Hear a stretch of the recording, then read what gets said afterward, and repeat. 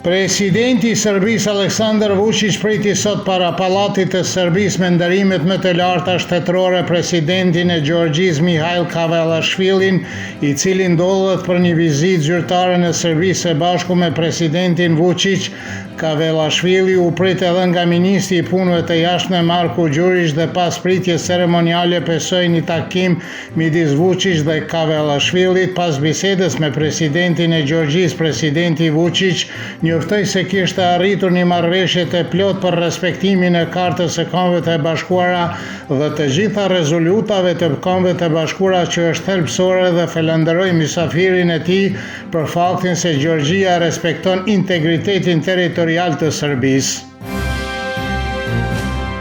Kryetari i komunës së Mitrovicës të Veriut Milan Radojo i shtas se lufta në Kosovë nuk ka qenë kurrë e lehtë, por se vala ndryshimeve ka filluar me zgjedhjet e shkurtit. Ai vlerësoi se serbët do të dalin në numër të madh në zgjedhjet e jashtëzakonshme dhe do të mbështesin listën serbe dhe do të fitojnë të 10 mandatet në Kuvendin e Kosovës. Serbët në Kosovë shohin se lista serbe dhe shteti i Serbisë janë të vetmit që janë vazhdimisht me ta dhe se do të fitojnë një fitore edhe me bindse në zgjedhjet e ardhshme parlamentare me 28 dhjetor, tha Radojević për Radio Televizionin e Serbisë.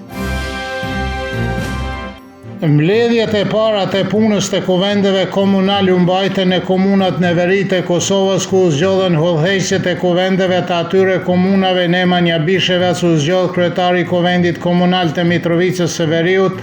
Srđan Milosavljević do të kryejë këtë detyrë në zveçan Marko Rakić në Leposavić. Në 4 komuna në rend të ditës ishte edhe vendimi për të larguar nga Asociacioni i Komunave të Kosovës, në të cilën këto komuna ishin antarësuar gjatë qeverisjes së mëparshme, në të cilën përfaqësuesit serb nuk morën pjesë. Këshilltarët e komunave në veri morën vendimin për ndërprerjen e antarësimit të këtyre komunave në asociacionin e lartë përmendur.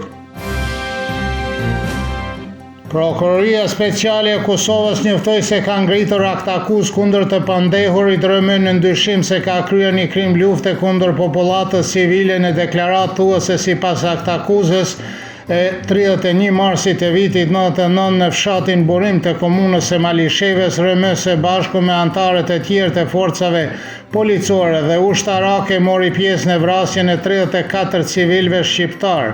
RM akuzohet gjithashtu për pjesëmarrje në shkatrimin e pronës, dëbimin masiv të popullatës civile dhe plaçkitjen e pronës së rrethnimin qytetarëve që nuk ishin të përfshirë në luftë, thuhet në këtë njoftim.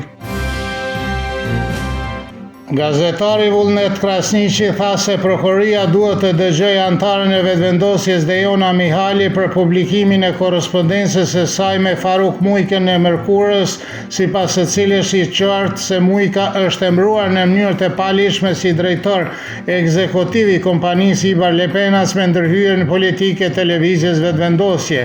Nga shtatori i vitit të kaluar ajo ishte marrë në pyetje për korrupsion në zyrën e prokurorit në Prishtinë. Dejona Mihali është zyrtarisht koordinatorja e Komitetit të Vetëvendosjes dhe jeton në Tiranë dhe shumë e konsiderojnë atë si eminencën ngritë e asaj partije politike.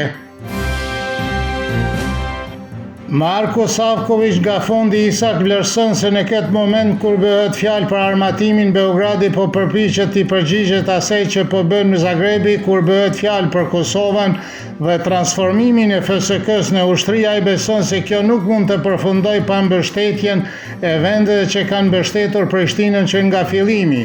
Analisti politik Nejmedin Spahiu nuk e miraton garën e re të armatimit në rajon dhe thot se sikur po përgatiten për luftë dhe theksoi se do të ishte shumë më mirë të investohej në ekonomi, shëndetësi dhe arsim.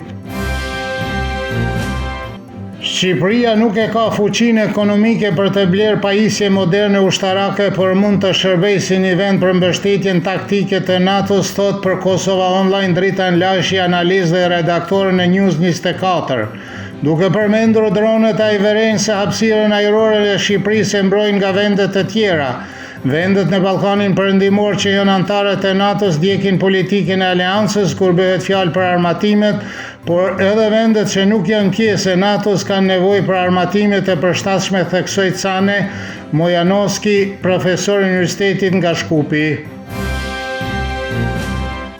Moti të premten e mëngjes do të jetë i ftohtë dhe me mjegull, ndërsa gjatë ditës do të ketë vranësira mesatare me erë të lehtë të dobët dhe mesatare juglindore. Temperaturat e mëngjesit do të sillen nga -4 deri në 4, kurse ato maksimale ditore do të jenë nga 8 deri në 14 gradë Celsius.